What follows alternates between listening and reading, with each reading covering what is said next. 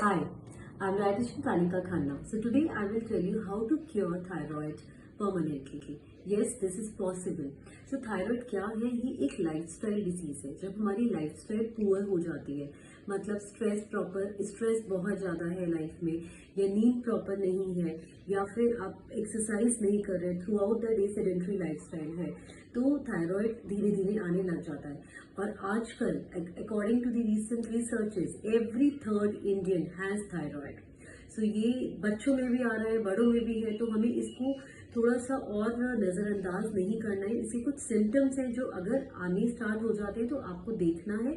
अगर बच्चों में भी आ रहा है ऐसे सिम्टम्स तो प्लीज़ उसको देखिए, टेस्ट करवाइए और नज़रअंदाज नहीं कीजिए. सिम्टम्स में जैसे कि वेट गेन हो रहा है, या फिर इची स्किन है, ड्राई स्किन हो रही है बहुत ज़्यादा, हेयर फॉल हो रहा है, पीरियड्स इरेगुलर है, आंखों के नीचे पफिनेस है, मॉर्निंग में आप उठे बहुत ज्यादा पफी आईज है, या फेस पे स्वेलिंग है.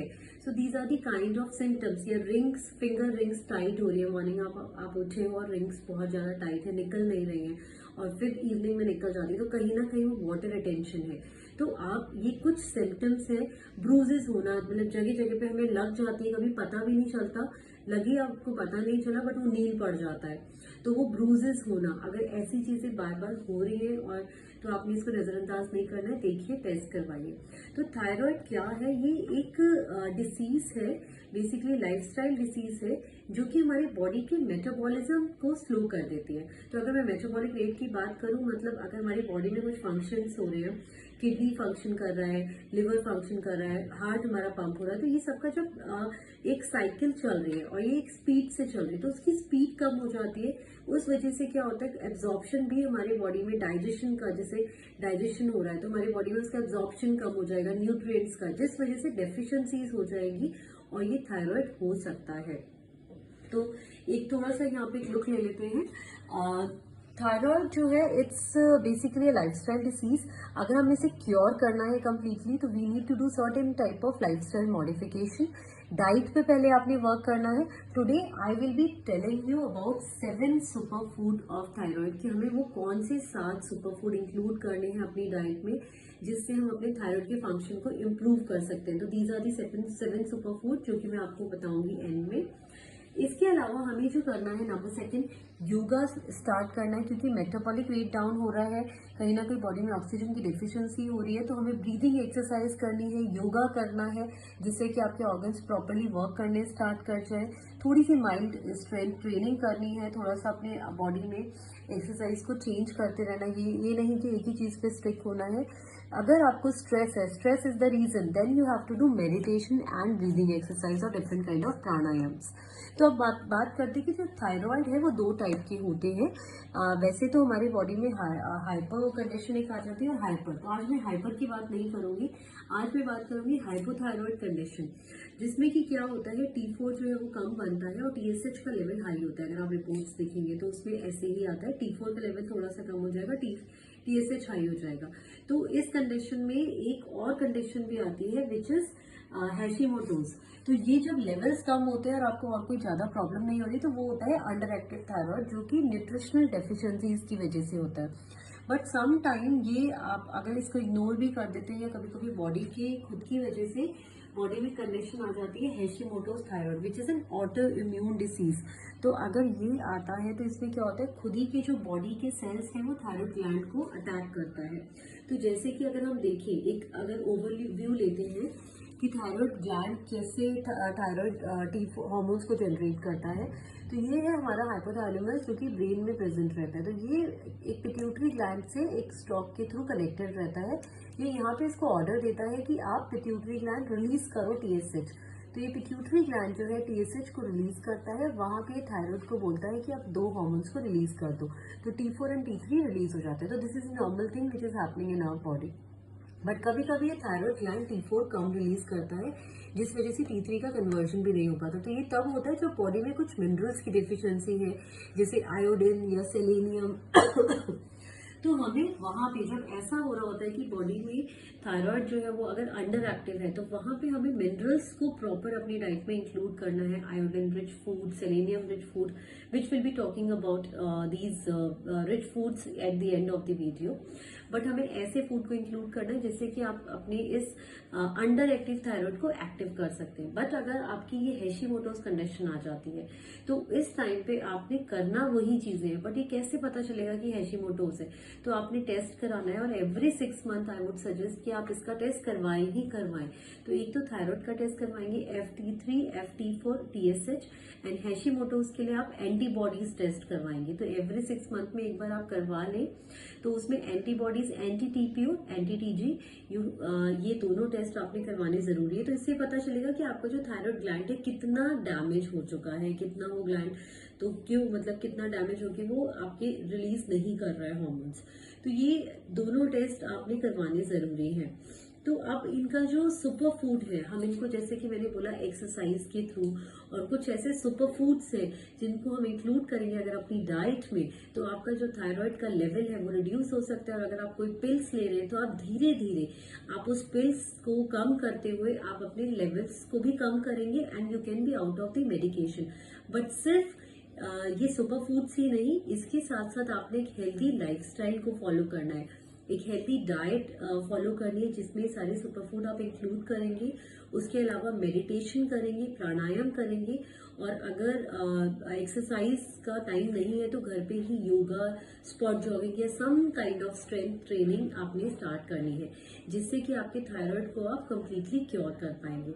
तो आइए जानते हैं वो कौन से सुपर फूड है। तो सबसे पहले मैं बात करूंगी इसकी which is the extra virgin coconut oil.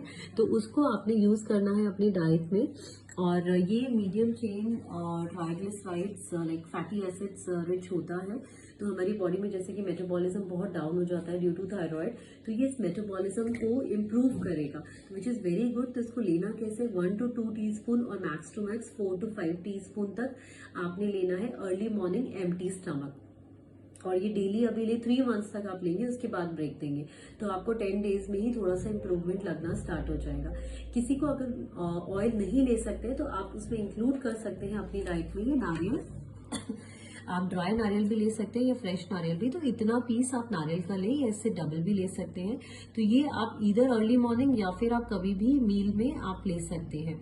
तो एक तो ये आपकी शुगर की क्रेविंग्स को भी थोड़ा कर्व करेगा और आपको इससे गुड फैट मिलेगा बॉडी में। सेकेंड जो हमारा है ये हो गया सेकेंड, और अगर जो ऑयल नहीं ले सकता वो इसको ले सकता है। नंबर थर्ड पे जो सुपर फूड है जो आप जरूर इंक्लूड करें कि दिस इज कुलिथ का दाल का आटा, तो जिसे हम इंग्लिश में हॉर्स ग्राम भी कहते हैं। इसको आप इधर इससे डोसा बना सकते हैं या फिर आप फर्मेंटेड करके इसको आटे को इडली बना सकते हैं जिससे विटामिन B12 का लेवल भी बढ़ेगा। फर्मेंटेड जितने नेचुरल फूड्स लेंगे उतना अच्छा है।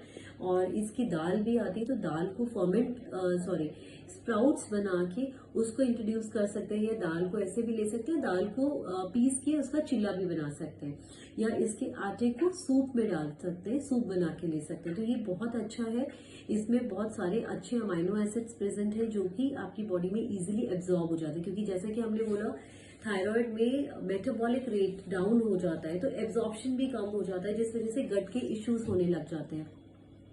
तो वहां पे अगर आप कोई हार्ड प्रोटीन लेते हैं तो वो डाइजेस्ट उतना इजीली नहीं हो पाएगा और आपको और इरिटेट करेगा स्मॉल इंटेस्टाइन की लाइनिंग को।